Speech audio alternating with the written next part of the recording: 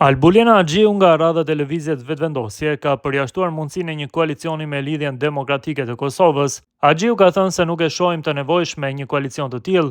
Vetëvendosje po parashikohet që të ketë paktën 56 deputet në legjislaturën e re. Nuk do të synojmë koalicion me LDK-n, pasi nuk e shohim të nevojshme.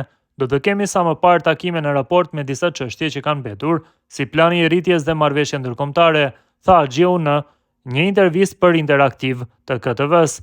Ne kemi thënë në vazhdimsi gjatë kësaj kohe se na duhet mbështetje që të mos varemi nga votat e deputetëve të opozitës, pasi nëse varesh qoftë edhe nga një deputet, situata po bëhet tepër e vështirë dhe kërkesat po janë në shpërputhje me fuqinë e tyre politike, por ish ministri e drejtësisë në qeverinë Kurtinyi nuk e ka përjashtuar mundësinë që ndonjë deputet nga partitë që do të jenë opozitë do t'i bashkohet lëvizjes Vetëvendosje në vijim.